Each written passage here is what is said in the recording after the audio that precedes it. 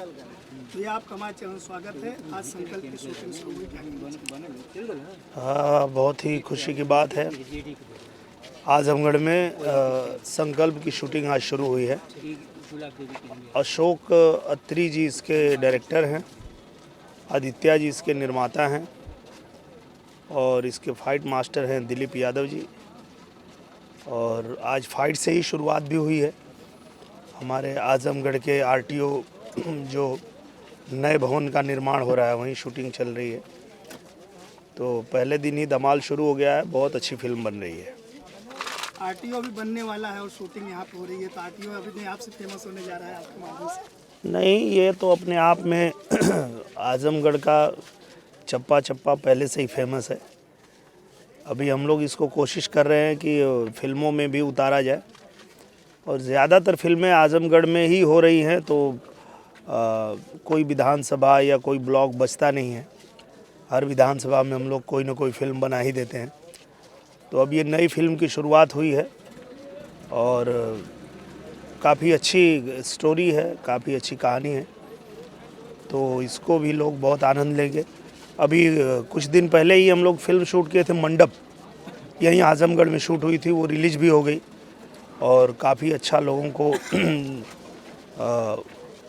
मज़ा आया और खूब अच्छा रिस्पांस भी रहा मंडप के लिए।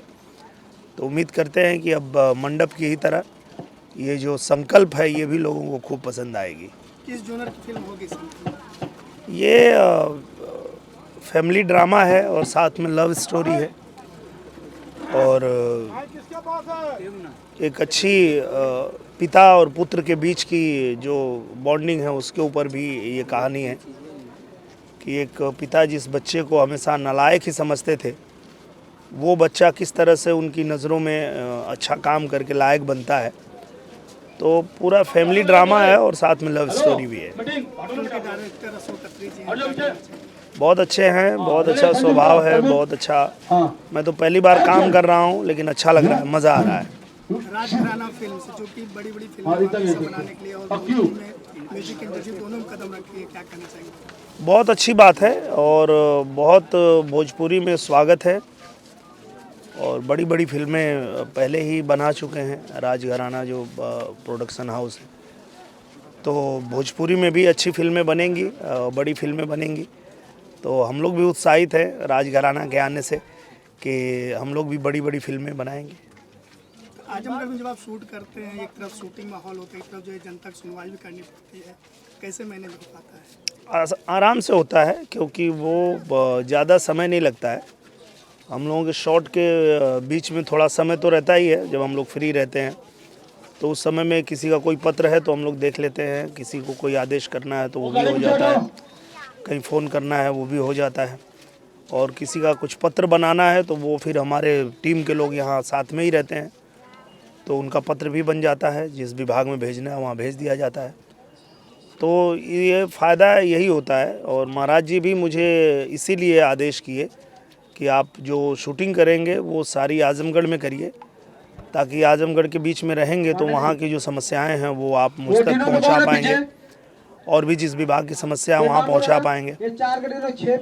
तो निश्चित रूप से आजमगढ़ में अगर एक साल में ही ऐतिहासिक काम हुआ है, बहुत काम हुआ है, तो उसके पीछे एक ये भी कारण है कि हम लोग आजमगढ़ में ही रहते हैं, यहाँ शूटिंग करते हैं और यहाँ से जो आवश्यकता है आजमगढ़ की वो हम मांग करते हैं, भेजते हैं और वो पूरा भी हो जाता है। तो आजमगढ़ को चमकाना ही हमारा उद्देश्य है। जैसे प्रधानमंत्री जी देश को नंबर 1 बनाने का संकल्प लिए हैं, जैसे हमारे पूज्य योगी आदित्यनाथ महाराज जी उत्तर प्रदेश को नंबर 1 बनाने का संकल्प लिए हैं, वैसे ही हम लोगों ने आजमगढ़ को नंबर 1 बनाने का संकल्प लिया है और इसलिए हम आजमगढ़ में रह के ही काम करते हैं। ये भी जैसे लोगों से बात होती है कि बोलते हैं कि हमने एक फिल्म देखी थी नायक, तो हमारे रियल नायक